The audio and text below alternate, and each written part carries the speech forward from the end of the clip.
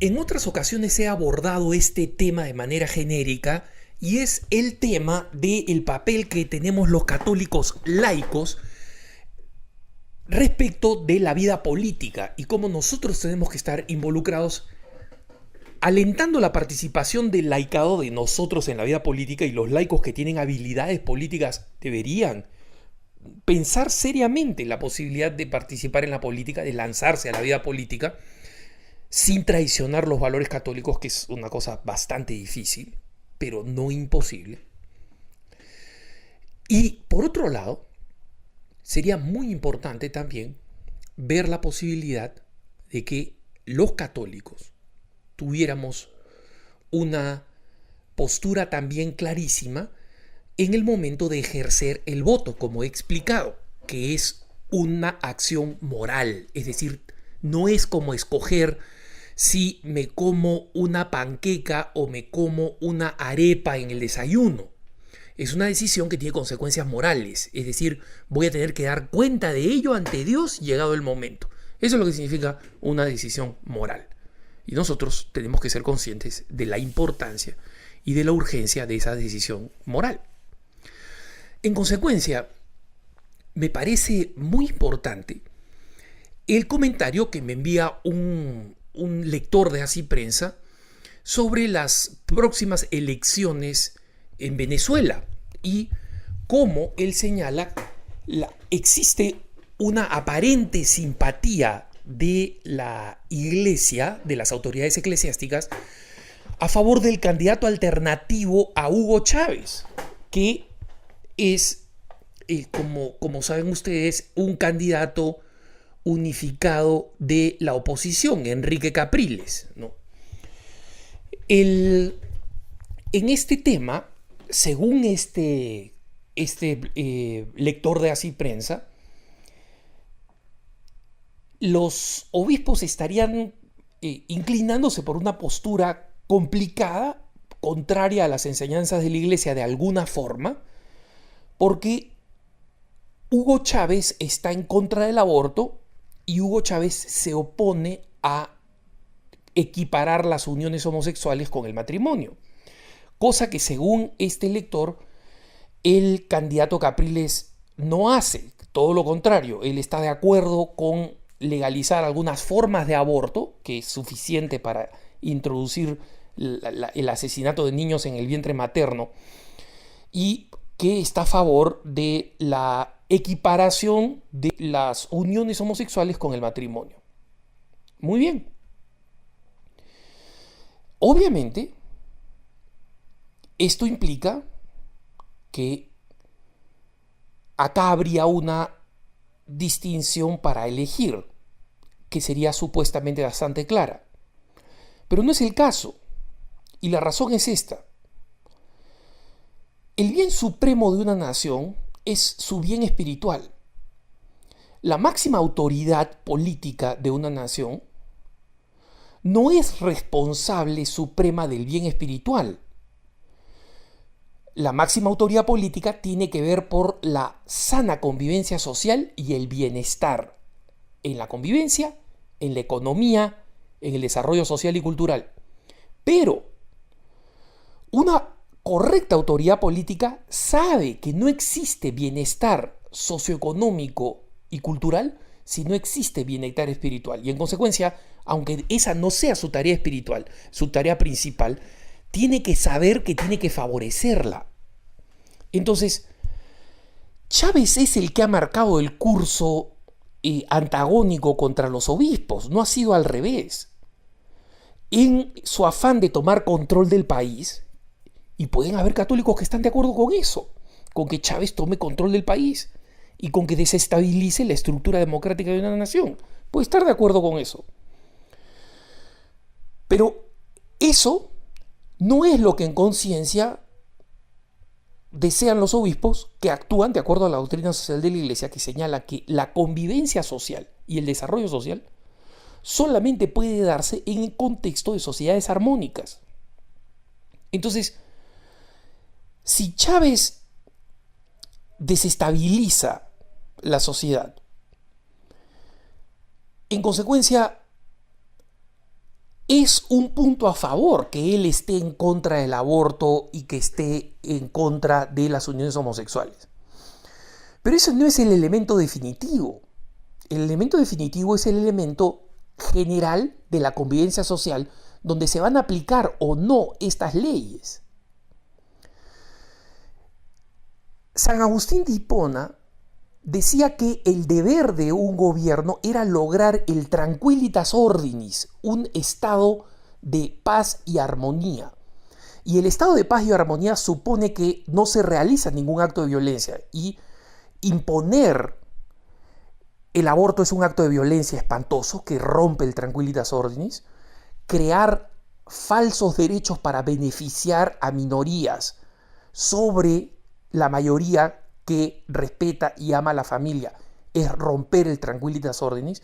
Pero es interesante, el católico no vota solamente pensando en estos temas, en los temas que llamamos no negociables. Piensa en esos temas porque esos temas son claves para la construcción de una sociedad justa y reconciliada que logra el objetivo que San Agustín de Hipona señalaba en su Ciudad de Dios, de Civitate Dei, el tranquilitas ordinis, la paz y la armonía en la convivencia, en el orden con que se vive. Y esa es la razón por la cual nosotros le damos al Estado el poder de realizar incluso actos de violencia, como es detener a un criminal, disparar contra un criminal si el criminal está amenazando la vida de alguien, o encerrarlo en la cárcel, enjuiciarlo, obligarlo a realizar actividades comunitarias. Esa es una cosa que yo no puedo hacer frente a otra persona.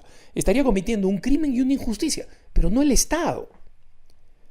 Al Estado le confiamos esa potestad por el bien de la convivencia social.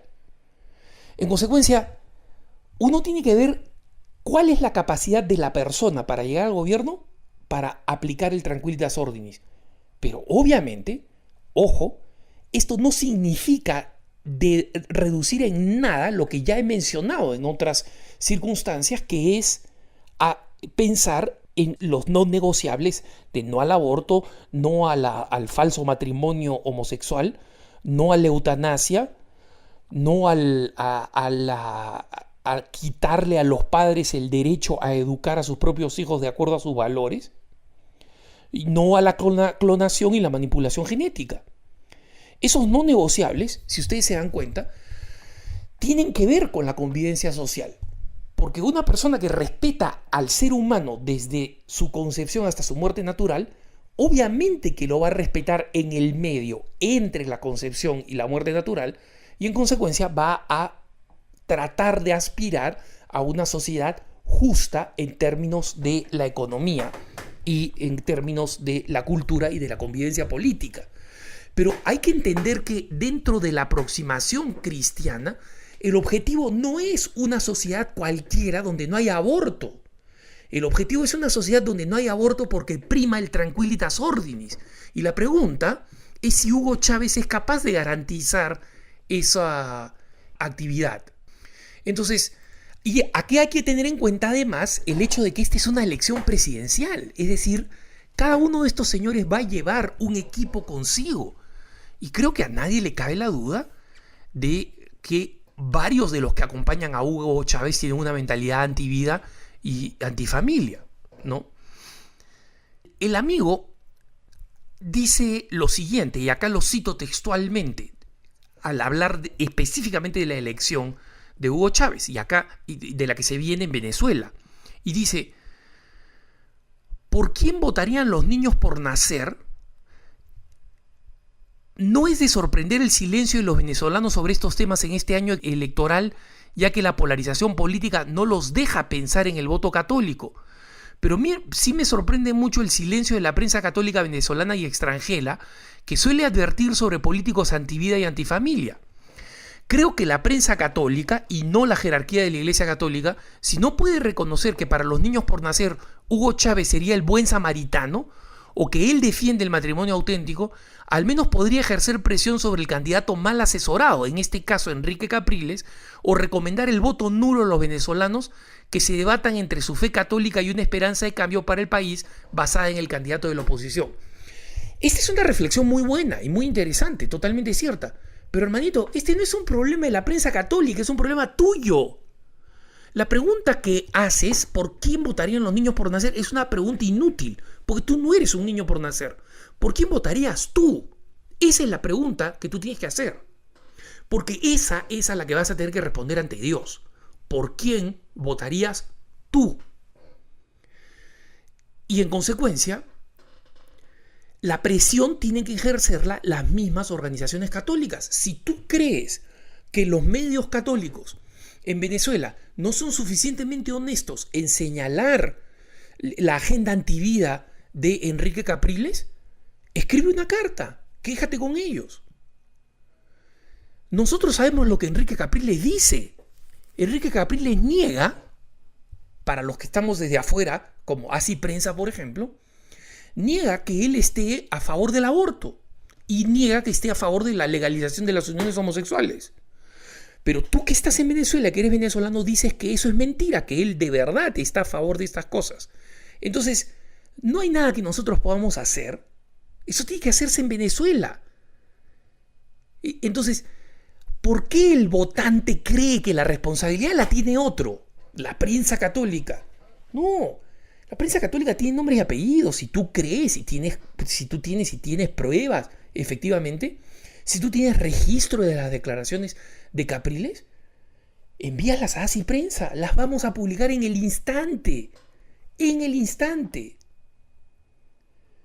Y el hecho de que nosotros hayamos entrevistado a Capriles y Capriles haya negado que él apoya esas cosas, tal vez sea efecto de esa presión que tú señalas.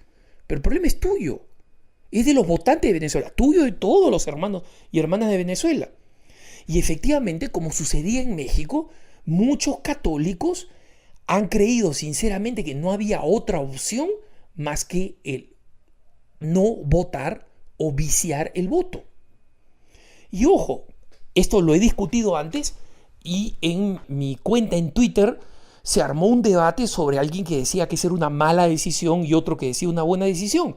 Yo dejé que debatieran y les dije a ambos, hermano, tú tienes derecho a tu propia opinión, tienes total derecho.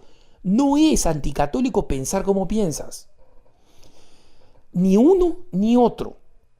Lo que está mal es creer que lo que uno piensa es la única solución. Hay católicos que honestamente pueden creer el mal menor es votar por Capriles. Hay católicos que honestamente pueden creer, mira, si Capriles es un abortista y un pro matrimonio, mal llamado matrimonio homosexual, entonces no voy a votar por él y tengo que votar por la otra alternativa y votar por Chávez. Por esa razón. No porque le cree el cuento a Chávez. Tiene que ser por razones morales. Y un católico puede legítimamente decidir, suponiendo que los datos que mencionan son reales, puede legítimamente decidir que va a votar viciando el voto porque considera que ninguno de los candidatos presidenciales es el adecuado. Pero acá no está solo en juego las elecciones de las presidenciales. Cuando se vota para la asamblea hay que votar por candidatos católicos. El tema es más complejo, más amplio y tiene que ser correctamente discernido. Pero tiene que ser discernido una vez más en base a los famosos no negociables de la Iglesia Católica, pero son no negociables que tienen que estar dentro del contexto. Una persona que va a decir yo no voy a aprobar el aborto, pero soy un dictador, no es un presidente legítimo por el que un católico puede en conciencia votar, porque no garantiza el tranquilitas ordinis. Va a llevar a una sociedad polarizada y violenta. Entonces, ese es el criterio de fondo. Los no negociables son un criterio firmísimo de orientación para el católico. Pero la Iglesia siempre ha dicho, hay que pensar en todo el contexto sobre el cual se vota. En consecuencia, eso es responsabilidad de los venezolanos y nuestra responsabilidad es cubrir las informaciones cuando existen. Si no hay noticia, Si no hay nada sustentado, nosotros no podemos cubrir esa información. Y esa es responsabilidad de los mismos católicos votantes que se interrogan sobre cómo deben votar cuando lleguen las elecciones, no solo en Venezuela, sino en cualquier otro país. Que tengas un buen día.